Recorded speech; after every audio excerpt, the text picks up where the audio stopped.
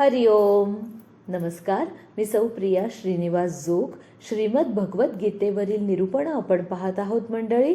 निरूपणात आपण पाहत आहोत गीतेचा 11वा अध्याय विश्वरूप दर्शन, आणि यामध्ये आज आता पाहूयात 23वा श्लोक. श्लोक असा आहे: रूपं महत्ते बहुवक्त्र नेत्रं महाबाहो बहुबाहुरुपादं बहुदरं बहुदंष्ट्राकरालं दृष्ट्वा लोकाः प्रव्यथितास्तथाहं. विनोबाजी म्हणतात, अफाट हे रूप असंख्य डोळे, मुखे भुजा उरु असंख्य पाय, असंख्य पोटे विकराळ दाढा, या दर्शने व्याकुळ लोक मीही. अर्थ असा आहे की हे महाबाहो, आता इथे अर्जुनाने भगवंतांना महाबाहो असं संबोधलंय. अनेक मुख, अनेक नेत्र असलेलं, पुष्कळ हात मांड्या पाय असणारं, अनेक पोट असलेलं, अत्यंत विक्राळ अशा दाढा, तीक्ष्ण दात असलेलं आपलं हे महान रूप, खरं तर महान कसलं, भयंकर रूप पाहून सर्व लोक व्याकुळ होत आहेत. मी सुद्धा व्याकुळ होत आहे. भगवंतांना अर्जुनाने महाबाहो असं संबोधलंय, कारण त्यांनी जे रूप पाहिलं ना, तर त्याचं वर्णन खरं तर त्याला जमेल असं त्यांनी केलंय, पण एकंदर त्याच्या सगळं लक्षात आलेलं आहे की हे सगळं आपल्या सगळ्याच म्हणजे क्षमतेच्या बाहेर आहे. हे प्रचंड महत्त रूप, ती अनेक तोंड, ते हात, ते डोळे, ते मांड्या, ते पाय, बापरे बापरे बापरे, सगळं असं भयानक आहे, भयंकर, भयावह, भीतीदायक. म्हणजे भय ह्या शब्दाचे किती समानार्थी शब्द वापरावेत तरीही म्हणजे मनातली तर भीती नाहीच, डोळ्यातली पण नाही, पण शब्द उच्चारताना ती जी भीती त्या निर्जीव शब्दात नंतर व्यक्त होते ना, आपल्याला तो शब्द वाचताना त्याच्यातलीही ती भीती नष्टच होत नाहीये. आता आपल्याला एक लक्षात आलेलं असेल की हे सगळं जे आहे, अनेक हात पाय तोंड वगैरे, तर हे सगळं ही चैतन्य जी शक्ती आहे तिचं हे दुसरं रूप आहे. आता आपल्याला माहितीये सगळ्यांच्या मुखी परमेश्वर आहे, मग तेच भगवंतांनी अर्जुनाला दाखवलेलं आहे. आणि अर्जुन पुढे वर्णन करताना म्हणतोय की तुमच्या त्या विक्राळ दाढा आणि ते तुमचे ते सगळं रूप, हे सगळं पाहून ना, खरं सांगू का भगवंता, आता मला बघवत नाही, मी व्याकुळ झालोय, थोडंसं दुःखही वाटतंय, व्यथित झालोय, भयभीत तर झालोच आहे, पण म्हणजे मला काही सुचत नाहीये. आता ह्या क्षणी जर आपण अर्जुनाच्या मनस्थितीचा विचार केला तर मुळातच अर्जुन हे युद्ध करायचं म्हणून मनाने व्यथित झालाय, बरोबर. म्हणजे सुरुवातच त्याची मनस्थिती भंगलेली असल्यापासून या सगळ्या गीता प्रवासाला झालेली आहे. मग अशा परिस्थितीमध्ये जसं आपण आपल्या दैनंदिन जीवनात म्हणतो की कावीळ झाली की सगळं जगच पिवळं दिसायला लागतं, तसं प्रत्यक्ष खरंच भगवंतांचं हे रूप महाभयंकर आहेच. पण अर्जुनाचं काय झालंय की मन आधीच भय, शंका, नंतर पाप पुण्याच्या कल्पना या सगळ्यांनी असं ग्रासलंय, त्यामुळे त्याला ना हे सगळं अजूनच भयानक वाटतंय. आपण म्हणतो ना की भीत्यापाठी मग ब्रह्मराक्षसच येऊन उभा राहतो, बरोबर अर्जुनाच्या समोरच जणू काही हे असं भयानक रूप उभं राहिलंय आणि तो अत्यंत घाबरलाय. म्हणजे त्याचा मनातला विचार नकारात्मक असल्यामुळे त्याला हे भयानक रूप आता नकोसं वाटतंय. म्हणजे याच्यातूनही काही चांगलं असू शकेल, सकारात्मक विचार करणारे असा विचार करतील, पण अर्जुनाला काही ते शक्य नाहीये, कारण तो भ्यालाय. आणि त्याला काय वाटतंय, म्हणजे तो एकटा भ्यालाय असं तो म्हणतच नाही, तो म्हणतो सगळं जगच घाबरलंय तुमच्या या विश्वरूपाला. म्हणजे जेव्हा जेव्हा जे जे बघत असतील ते प्रत्येक जण मला अत्यंत भयग्रस्तच दिसतायत या विश्वरूपात, कारण या विश्वरूपात अर्जुनाला सगळं जगही दिसलेलं आहे. असंच वर्णन करताना अर्जुन पुढे म्हणतोय, नभस्पृशं दीप्तमनेकवर्णं व्यात्ताननं दीप्तविशालनेत्रं दृष्ट्वा हि त्वां प्रव्यथितान्तरात्मा धृतिन्न विन्दामि शमै च विष्णो. विनोबाजी म्हणतात, भेदूनी आकाश भरूनी रंगी, फाडूनी डोळे उघडूनी तोंडे, तू पेटलासी बघ जीव माझा, भ्याला न देखे शम आणि धीर. अर्थ असा आहे की इथे भगवंतांना आता अर्जुनाने हे विष्णू असं संबोधलेलं आहे. विष्णू भगवान आकाशाला स्पर्श करणाऱ्या दैदिप्यमान अनेक वर्णांनी युक्त मुख असलेल्या प्रकाशमान विशाल नेत्रांनी युक्त अशा तुम्हाला पाहून अंतःकरण भयभीत झालेल्या अशा मला धैर्य आणि शांतीच आता मिळत नाही. साहजिक आहे ना, कोणीतरी काहीतरी बघायला म्हणून घ्यावं आणि काहीतरी भयानकच दिसावं. म्हणजे सहज आपण टीव्ही ऑन करावा आणि एखादी आपली हॉरर मूव्ही चालू असावी, मग उगाचच माहितीये ते सगळं काल्पनिक आहे तरी पण आपण दडपून जातो. म्हणजे काही लोकांना ना खरंच, म्हणजे मला सुद्धा वैयक्तिक एखादं मिनिट सुद्धा मी ते नाही बघू शकत. असं वाटतं का बघायचं, का ते एकतर ते सगळं काल्पनिक आहे, खोटं आहे, माहितीये, असत्य आहे, पण तरी ते बघून मनाला क्लेश होतो की नाही. मग नाहीच बघितलं तर काय फरक पडणार आहे, कशाला, म्हणजे त्या डोळ्यांना तरी वृथा का शिणवायचं, नकोच. असं थोडंसं अर्जुनाचं झालंय की तो म्हणतोय की मला ना धैर्य शांती अपेक्षित आहे, म्हणून मी तुम्हाला म्हटलं भगवंता तुमचं रूप दाखवा. आणि हे काय अक्राळ विक्राळ भयानक महाभयंकर भीतीदायक भीतीनी मी इतका म्हणजे पाणी झालोय की मला माझ्या मनाची शांती भंगली आहे. जसं मी आत्ता म्हटलं की अर्धा मिनिट जरी ते भयानक काहीतरी हॉरर मूव्ही बघून जर आपल्या मनाला क्लेश होणार असतील, क्लेश होत आहेत याचा अर्थ काय, मनाची शांती भंगतीये. एवढे स्थितप्रज्ञ नाही ना हो आपण. कारण काय झालंय, आपलं मन जे आहे ना ते टिपकापदाप्रमाणे झालंय.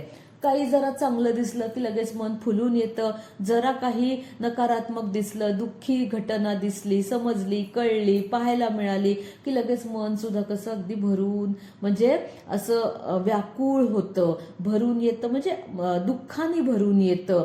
आणि समाधान असेल तर समाधानाने भरून येतं. मनाचा हा आपला प्रॉब्लेमच आहे. कितीही मनावर काम करा, आपण वैयक्तिकरित्या आपल्या मनावर नियंत्रण ठेवायला नक्कीच म्हणजे खूप काळापर्यंत आपण असमर्थ असतो. आणि हे ज्यांना साधतं ते मग साधू संत महंत स्वामी महाराज या पदापर्यंत पोचतात. अहो ते पोचतात तर पोचतातच. आपल्याला जाणवतं की हा माणूस कोणीतरी वेगळा आहे, अलौकिक आहे, दिव्य आहे, थोर आहे, महात्मा आहे, सिद्ध आहे, योगी आहे, पवित्र आहे, हा सद्विवेकी आहे, सद्विचारी आहे. आणि मग आपण त्यांना हे पद बहाल करतो.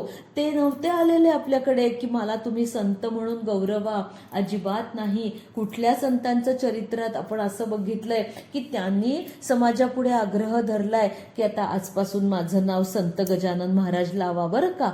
अजिबात नाही. हे पद त्यांना आपण देऊ केलंय, कारण त्यांची योग्यता आपल्या अल्पमतीला जेव्हा लक्षात आली, एकाच्या आली तसतसं भराभर त्यांची ख्याती आजूबाजूच्या परिसरात पसरली आणि त्यांना आपण संतपद बहाल केलेलं आहे. तर हे सगळं अर्जुनाला, म्हणजे ही मनाची शांती संतांकडे जी असते ती कुठल्याही परिस्थितीत ते डगमगत नाही. दुसऱ्या अध्यायामध्ये आपण बघितलं समत्वाई योग उच्यते की कुठल्याही परिस्थितीत डगमग ही कशाची नाहीच. चांगलं हो वाईट हो, कुणी आम्हाला पुरणपोळीचं जेवण देवो, कुणी गोंदवलेकर महाराजांच्या कथेत आहे त्यांना एका बाईने तिखटाच्या म्हणजे मिरचीचा लाडू भरवला, तेव्हाही त्यांनी आनंदाने खाल्ला. म्हणजे सुख दुःखे समे कृत्वा लाभालाभौ जया जयो, अशी ही परिस्थिती असते. तर अर्जुनाला तिथे तेच अपेक्षित होतं ना की भगवंतांना मी शरण आलोय तर मला काहीतरी म्हणजे असं शांत किंवा मनाला जरा दिलासा मिळेल असं काहीतरी बघायला मिळावं. आणि हे काय भलतंच त्यामुळे अर्थातच अर्जुन भीतीनं पूर्ण गडबडलाय आणि इतकं ते विशाल रूप आहे. तो म्हणतोय की ते आकाशाला स्पर्श करतंय, त्याच्या उंचीचं तो नीट वर्णनही करू शकत नाही. तो म्हणतो डोंगराची शिखरं सुद्धा एवढी उंच उंच दिसतायत की ती सुद्धा आभाळालाच टेकली आहेत का काय असं वाटतंय. दीप्त मनेक वर्णम म्हणजे आपण अनेक रंगाचे आहात असाही मला भास होतोय. भगवंता विष्णू, तुम्ही मला कधी लाल रंगाचे दिसताय, तर कधी पिवळे, तर कधी श्यामवर्णी, तर कधी नीलवर्णी. व्यात्ताननम म्हणजे आपली तोंड, अरे बापरे बापरे काय ती अक्राळ विक्राळ, आणि ती सुद्धा अशी आ वासून पसरलेली आहे, जसं काही कुणाचा तरी मोठा घास घ्यायला ते तोंड नुसतं असं उतावीळ झालेलं आहे. तसेच नेत्र सुद्धा कसे दीप्त विशाल नेत्रम, खदिरांगार त्याच्यातून असा उसळतोय म्हणजे भडकतो आहे. तो येईल आणि मला खाईल का, म्हणजे मला ग्रासेल, मला भस्मसात करेल का काय, एवढी मला भीती वाटतेय. म्हणून माझा अंतरात्मा सुद्धा व्यथित झालाय, भीतीनं ग्रासलाय. आता वास्तविक अंतरात्मा कधीही असं म्हणजे त्याला अशी भीती किंवा भय, चिंता, व्याधी हे काही नाहीच आहे. पण अर्जुनाचं आत्ता आपल्याला लक्षात येतंय की सगळंच डगमगलंय. मग त्यामुळे तो असे शब्द प्रयोग करणं हे साहजिक आहे. एकूण त्याला सांगायचंय की मी पूर्ण भीतीनं गर्भगळीत झालोय, भयग्रस्त झालेलो आहे. आता अजून भगवंतांना तो आठवण करून देतोय, काय संबोधन करून की हे विष्णू, तुम्ही विष्णू आहात, तर तुम्ही पालनहार देवता आहात. आणि मग असं असताना हे असं क्रूर, उग्र, भयानक, हे असं म्हणजे पाहूच शकणार नाही, कल्पना तर नाहीच नाही, असं इतकं रौद्र भीषण स्वरूप का आम्हाला तुम्ही दाखवताय, सगळं जग पण हे अनुभवतंय का, अजूनही त्याचं वर्णन झालेलं नाही. तो म्हणतोय दंष्ट्राकराला निचते मुखानी, दृष्ट्वैव काला नलसन्निभानी, दिशो न जाने न लभे च शर्म, प्रसीद देवेश जगन्निवास. विनोबाजी म्हणतात कराळ दाढा विकराळ तोंडे, कल्पात अग्नी समदेखताची, दिग्मूढ झालो सुखते पळाले, प्रसन्न हो की जग हे तुझेची. अर्थ असा आहे की विकराळ दाढा असलेली आणि प्रलय काळच्या अग्नीसारखी प्रज्वलित तुमची ही अनेक मुख पाहून मला दिशाच कळेनाशा झाल्यात, तसंच सुख समाधान लाभत नाहीये. म्हणून हे देवेश, हे जगन्निवासा, प्रसिद्ध म्हणजे तुम्ही मला प्रसन्न व्हा. भगवंतांच्या उग्र रूपाचं हे अजून थोडं वर्णन आहे. दंष्ट्राकरालानी म्हणजे विक्राळ दाढा असलेली ती विशाल मुख, न जाणे कुणाचा घास घ्यायला आसुसलेली आहे. आणि काला नलसन्निभानी म्हणजे तुमची ही मुख जी आहेत ना, ही प्रलय काळच्या अग्नीप्रमाणे धगधगणारी. काला नल, काल अधिक अनल, काला नल म्हणजे काळाचा, प्रलय काळाचा अग्नी. आणि तो म्हणतो की प्रलय काळचा अग्नी ती संकल्पना आपल्या सगळ्या धर्मात आहे, थोडी थोडीफार वेगळी असेल. आणि प्रलय काळ जवळ आला की असं म्हणतात दासबोधामध्ये, तर याचं समर्थांनी अप्रतिम वर्णन केलेलं आहे. म्हणजे कुठलाही मुद्दा या वर्णनात सुटलेला नाही. एकदा वाचून तर आपल्याला काहीही कळत नाही, इतकं ते वर्णन म्हणजे सूक्ष्म पद्धतीनं केलेलं आहे. हा जो अग्नी आहे ना, हा प्रलय काळाला हजारो सूर्या इतका प्रकाश ओकू लागतो. त्यामुळे पृथ्वीवरील सगळं भस्मसात होतं. म्हणजे कसं काय, म्हणजे ही आपल्याला वाटतं ना की सिमेंटची घरं वगैरे कशी भस्मसात होतील, पण ॲटम बॉम्बच्या वेळेला जपानच्या हिरोशिमा नागासाकीचं काय झालं तो इतिहास आपण जाणतो. आपण त्या इतिहासाच्या वेळेला म्हणजे आत्ताची सगळीच पिढी जरी हयात नसली तरी आत्ता जे वयाची 80च्या घरात आहेत ते नक्की त्यावेळेला होते, लहान होते, पण हे सगळं त्यांनी ऐकलेलं आहे. ह्या प्रलयाच्या वेळी प्रचंड सूर्यप्रकाश इतका फाकतो की सगळीकडे आगी लागतात. पृथ्वीच्या पोटातला लाव्हारस असतो तो सुद्धा उसळून वर येतो. मोठे मोठे भूकंप होतात. ज्वालामुखीचे सर्वत्र उद्रेक होतात. सगळी सजीव निर्जीव सृष्टी नाहीशी होते. उष्णतेमुळे समुद्र आटून जातात. त्यांची वाफ होते. ही उष्णता, वाफ, आग, भूकंप, ज्वालामुखी हे सगळं इतकं टोकाला पोचतं आणि मग समुद्राच्या पाण्याचं ढगात रूपांतर होऊन ते ढग पृथ्वीवर बरसू लागतात. अशी अतिवृष्टी अनेक वर्ष चालते. सारी पृथ्वी पूर्ण बुडून जाते आणि मग हा सगळा प्रलय इथेच समाप्त होतो. आणि त्यातूनच पुन्हा मनू म्हणजे त्या सगळ्या कल्पना आहेत त्या वेगवेगळ्या धर्मांनी आपापल्या पद्धतीने मांडल्या आहेत. परंतु एकूण काय की पुन्हा नव्याची निर्मिती आहे. अशा पद्धतीनं अर्जुनाने हे सगळं जे रूप आहे ते चारी बाजूंनी महाभयानक अशा पद्धतीनं बघितलंय. त्यामुळे ना त्या क्षणी त्याला नाही दिशा समजते, नाही काळ, नाही वेळ, काहीही नाही. जसं एखाद्या दुसऱ्या गावी आपण जातो आणि आपल्याला सगळंच वेगळं वेगळं वाटायला लागतं ना, काहीच ओळखीची चिन्ह नसतात. आणि त्या गावामध्ये बघा ना, आपण जर पर्यटनाला गेलो असो तर घड्याळाकडे खरंच आपलं लक्ष राहत नाही. फक्त खाण्यापिण्याच्या वेळेला आपल्याला थांबवलं जातं, तिथे सोय केलेली असते, आपण तिथे खाऊन घेतो आणि आपल्याला तेव्हा आपण घड्याळात बघतो, अरेच्चा 1 वाजला वाटतो, काय सकाळपासून कुठं वेळ गेला कळलाच नाही ना. तेच घरी कसं आपलं बरोबर घड्याळाकडे लक्ष असतं, कामं आपली तशी बेतलेली असतात ना. मग बाहेर गेलं की आपल्याला कशाचंही भान राहत नाही, कारण दिशा, रस्ते, काही खाणाखुणा ते तर काही नसतंच ना. गाडीतून कसं गाडी जाईल तसं आपण जात असतो. तर अशा पद्धतीनं अर्जुनाला पण हे सगळं तसंच वाटलेलं आहे आणि तो म्हणून म्हणतोय की मला काहीही आता मनाला म्हणजे असं बरं नाही वाटत आहे भगवंता. तेव्हा आता थोडं आपण शांत व्हा. हे देवेशा, देवांच्या देवा, जगन्निवासा, अहो तुमच्या चरणाशी तर सगळं जग आश्रय घ्यायला येतं. तुम्ही आमचे भक्कम आधार आहात.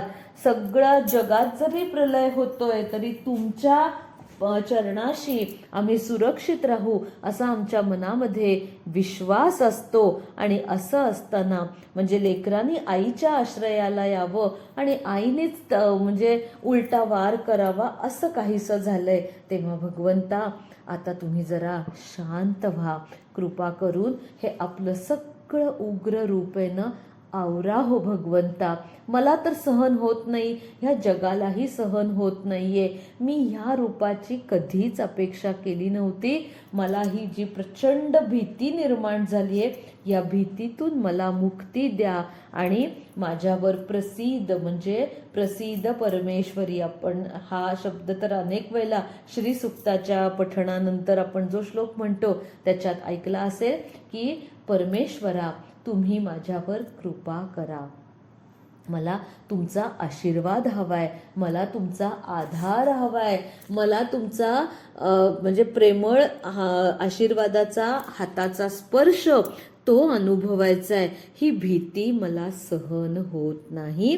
मी पुन्हा एकदा तुम्हाला म्हणून वंदन करतोय. आता हा सगळा उग्र रूपाचा ह्या दर्शनाचा प्रवास इथेच थांबणार आहे आणि भगवंत आता अजून काय भविष्याच्या पोटात दडलंय ते ह्या विश्वरूपाच्या माध्यमातून अर्जुनाला दाखवणार आहेत. आपण ते जाणून घेणारच आहोत. पण पुढच्या भागात. तोपर्यंत हरिओम.